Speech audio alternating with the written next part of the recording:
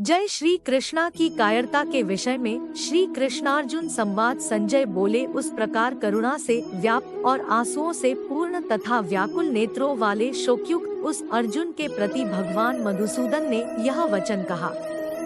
श्री भगवान बोले, हे अर्जुन, तुझे इस असमय में यह मोह किस हेतु से प्राप्त हुआ, क्योंकि न तो यह श्रेष्ठ पुरुषों द्वारा आचरित है, न स्वर्ग को देने वाला है और न कीर्ति को करने वाला ही है। इसलिए हे अर्जुन, नपुंसकता को मत प्राप्त हो, तुझमें यह उचित नहीं जान पड़ती है, परंतु हृदय की तुच्छ दुर्बलता को त्याग कर युद्ध के लिए खड़ा हो जा। अर्जुन बोले, हे मधुसूदन, मैं रणभूमि में किस प्रकार बाणों से भीष्म पितामह और द्रोणाचार्य के विरुद्ध लड़ूंगा, क्योंकि हे अरिसूदन, वे दोनों ही पूजनीय हैं। इसलिए इन महानुभाव गुरुजनों को न मारकर मैं इस लोक में भिक्षा का अन्न भी खाना कल्याणकारक समझता हूँ, क्योंकि गुरुजनों को मारकर भी इस लोक में रुधिर से सने हुए अर्थ और कामरूप भोगों को ही तो भोगूंगा। हम यह भी नहीं जानते कि हमारे लिए युद्ध करना और न करना इन दोनों में से कौन सा श्रेष्ठ है, अथवा यह भी नहीं जानते कि उन्हें हम जीतेंगे या हमको वे जीतेंगे, और जिनको मारकर हम जीना भी नहीं चाहते वे ही हमारे आत्मीय धृतराष्ट्र के पुत्र हमारे मुकाबले में खड़े हैं। इसलिए कायरता रूप दोष से उपहत हुए स्वभाव वाला तथा धर्म के विषय में मोहित चित्त हुआ मैं आपसे पूछता हूँ कि जो साधन निश्चित कल्याणकारक हो वह मेरे लिए कहिए, क्योंकि मैं आपका शिष्य हूँ। इसलिए आपके शरण हुए मुझको शिक्षा दीजिए, क्योंकि भूमि में निष्कंटक धन धान्य संपन्न राज्य कोडों और देवताओं के स्वामित्व को प्राप्त होकर भी मैं उस उपाय को नहीं देखता हूँ जो मेरी इंद्रियों के सुखाने वाले शोक को दूर कर सके। संजय बोले, हे राजन, निद्रा को जीतने वाले अर्जुन, अंतर्यामी श्री कृष्ण महाराज के प्रति इस प्रकार कहकर फिर श्री गोविंद भगवान से युद्ध नहीं करूंगा यह स्पष्ट कहकर चुप हो गए हैं। भरतवंशी धृतराष्ट्र, अंतर्यामी श्री कृष्ण महाराज दोनों सेनाओं के बीच में शोक करते हुए उस अर्जुन को हंसते हुए से यह वचन बोले। श्री भगवान बोले, हे अर्जुन, तू न शोक करने योग्य मनुष्यों के लिए शोक करता है और पंडितों के से वचनों को कहता है, परंतु जिनके प्राण चले गए हैं उनके लिए और जिनके प्राण नहीं गए हैं उनके लिए भी पंडित जन शोक नहीं करते। न तो ऐसा ही है कि मैं किसी काल में नहीं था, तू नहीं था, अथवा ये राजा लोग नहीं थे, और न ऐसा ही है कि इससे आगे हम सब नहीं रहेंगे। जैसे जीवात्मा की इस देह में बालकपन, जवानी और वृद्धावस्था होती है, वैसे ही अन्य शरीर की प्राप्ति होती है। उस विषय में धीर पुरुष मोहित नहीं होता है। कुंती पुत्र, सर्दी गर्मी और सुख दुख को देने वाले इंद्रिय और विषयों के संयोग तो उत्पत्ति विनाशशील और अनित्य है। इसलिए हे भारत, उनको तू सहन कर, क्योंकि हे पुरुष श्रेष्ठ, दुख सुख को समान समझने वाले जिस धीर पुरुष को ये इंद्रिय और विषयों के संयोग व्याकुल नहीं करते वह मोक्ष के योग्य होता है। असत वस्तु की तो सत्ता नहीं है और सत का अभाव नहीं है। इस प्रकार इन दोनों का ही तत्वज्ञानी पुरुषों द्वारा देखा गया है। नाश रहित तो तू उसको जान जिससे यह संपूर्ण जगत दृश्यवर्ग व्याप्त है। इस अविनाशी का विनाश करने में कोई भी समर्थ नहीं है। इस नाशर ही अप्रमेय नित्य स्वरूप जीवात्मा के ये सब शरीर नाशवान कहे गए हैं। इसलिए है भरतवंशी अर्जुन, तू युद्ध कर जो इस आत्मा को मारने वाला समझता है तथा जो इसको मरा मानता है, वे दोनों ही नहीं जानते, क्योंकि यह आत्मा वास्तव में न तो किसी को मारता है और न किसी द्वारा मारा जाता है। यह आत्मा किसी काल में भी न तो जन्मता है और न मरता ही है, तथा न यह उत्पन्न होकर फिर होने वाला ही है, क्योंकि यह अजन्मा, नित्य, सनातन और पुरातन है। शरीर के मारे जाने पर भी यह नहीं मारा जाता है। पृथापुत्र अर्जुन, जो पुरुष इस आत्मा को नाश रहित, नित्य, अजन्मा और अव्यय जानता है, वह पुरुष कैसे किसको मरवाता है और कैसे किसको मारता है। जैसे मनुष्य पुराने वस्त्रों को त्याग कर दूसरे नए वस्त्रों को ग्रहण करता है, वैसे ही जीवात्मा पुराने शरीरों को त्याग कर दूसरे नए शरीरों को प्राप्त होता है।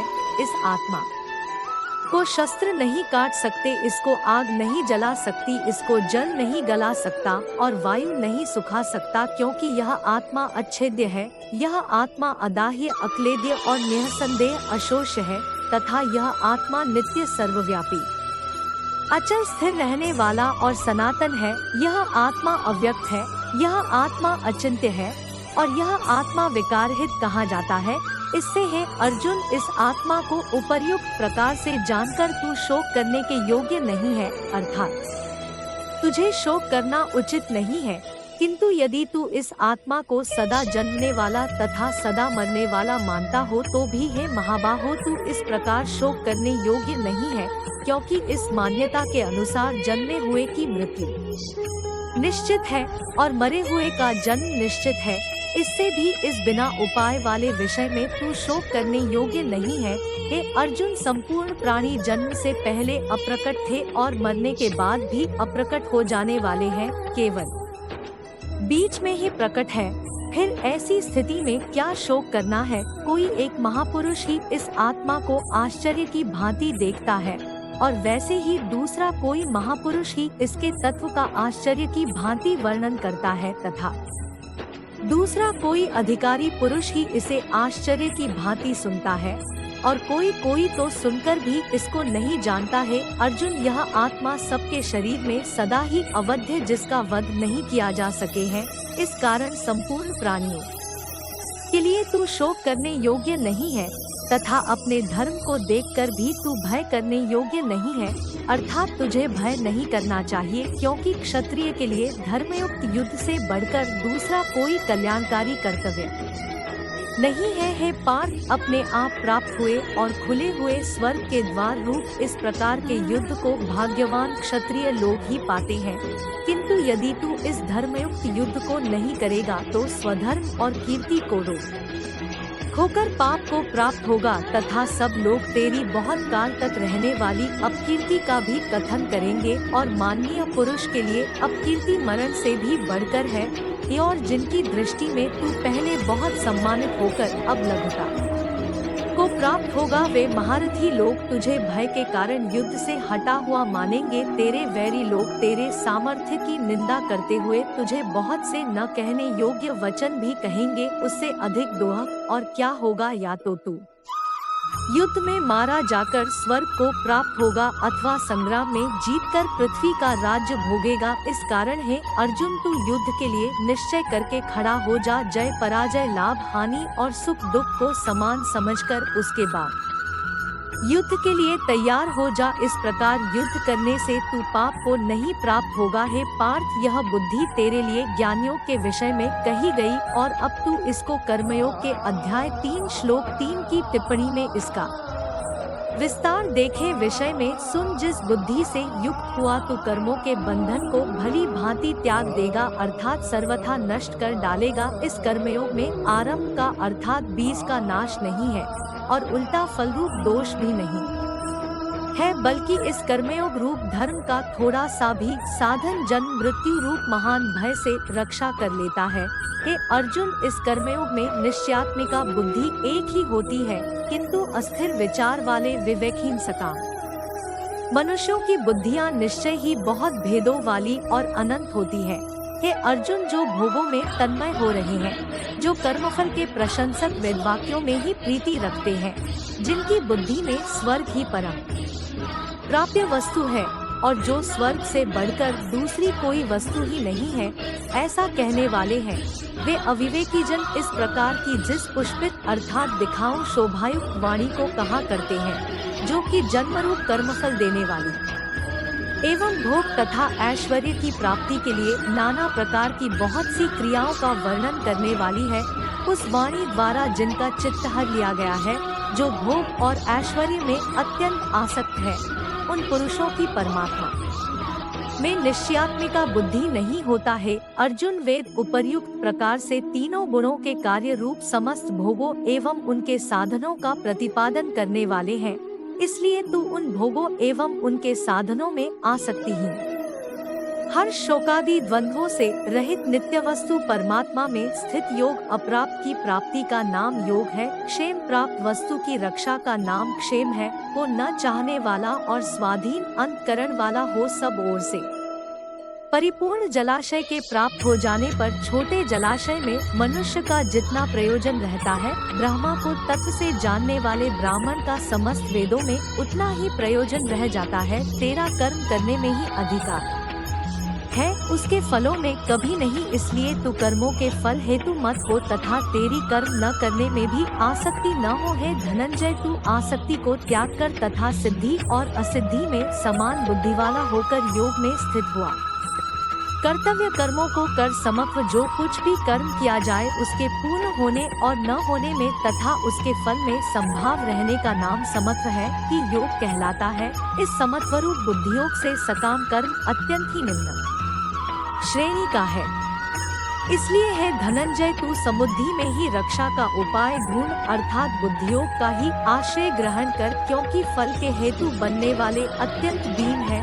समुद्धियुक्त पुरुष पुण्य और पाप दोनों को इसी लोक में त्याग देता है, अर्थात उनसे मुक्त हो जाता है।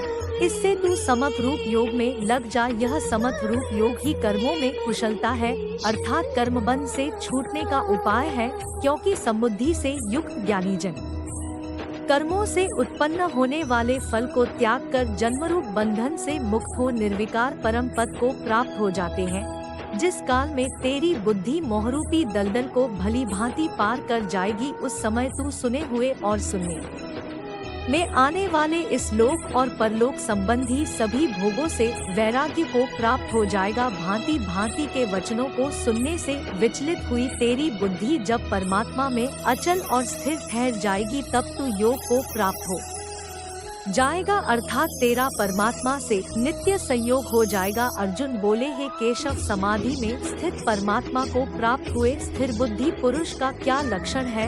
वह स्थिर बुद्धि पुरुष कैसे बोलता है, कैसे बैठता है और कैसे चलता है? श्री भगवान बोले, हे अर्जुन, जिस काल में यह पुरुष मन में स्थित संपूर्ण कामनाओं को भली भांति त्याग देता है और आत्मा से आत्मा में ही संतुष्ट रहता है, उस काल में वह स्थित प्रज्ञ कहा जाता है।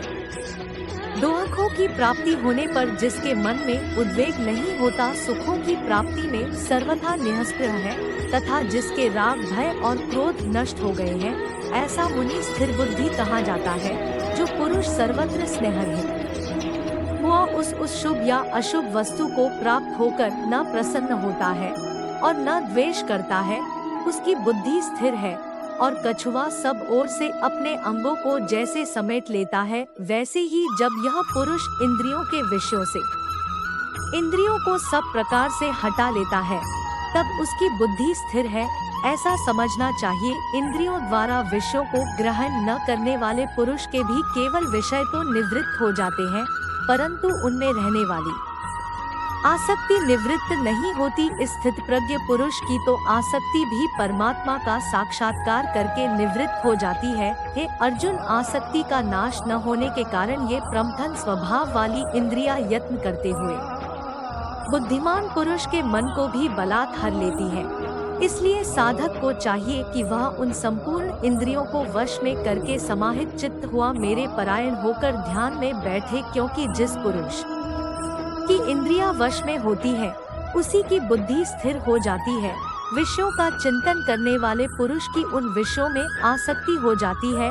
आसक्ति से उन विषयों की कामना उत्पन्न होती है और कामना में विघ्न पड़ने से क्रोध उत्पन्न होता है। क्रोध से अत्यंत मूढ़ भाव उत्पन्न हो जाता है। मूढ़ भाव से स्मृति में भ्रम हो जाता है। स्मृति में भ्रम हो जाने से बुद्धि अर्थात ज्ञान शक्ति का नाश हो जाता है और बुद्धि का नाश हो जाने से यह पुरुष अपनी स्थिति से गिर जाता है। परंतु अपने अधीन किए हुए अंतकरण वाला साधक अपने वश में की हुई राग द्वेष रहित इंद्रियों द्वारा विषयों में विचरण करता हुआ अंतःकरण की प्रसन्नता को प्राप्त होता है। अंतःकरण की प्रसन्नता होने पर इसके संपूर्ण दोहकों का अभाव हो जाता है और उस प्रसन्न चित्त वाले कर्मयोगी की बुद्धि शीघ्र ही सब ओर से हटकर एक परमात्मा में ही भली भांति स्थिर हो जाती है। जीते हुए मन और इंद्रियों वाले पुरुष में निश्चात्मिका बुद्धि नहीं होती और उस अयुक्त मनुष्य के अंतःकरण में भावना भी नहीं होती तथा भावनाहीन मनुष्य को शांति नहीं मिलती और शांतिरहित मनुष्य को सुख कैसे मिल सकता है?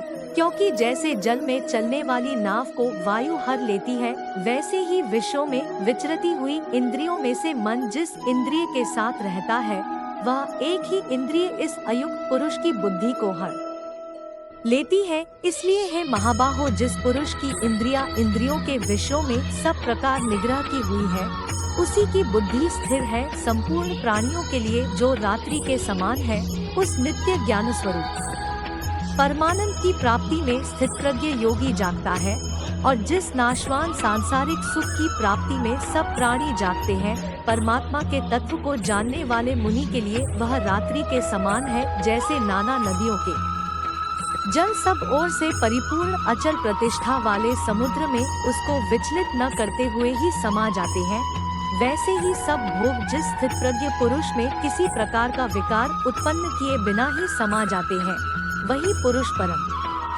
शांति को प्राप्त होता है। भोगों को चाहने वाला नहीं, जो पुरुष संपूर्ण कामनाओं को त्याग कर ममतारहित, अहंकाररहित और स्पृहारहित हुआ विचरता है, वही शांति को प्राप्त होता है। अर्थात वह शांति को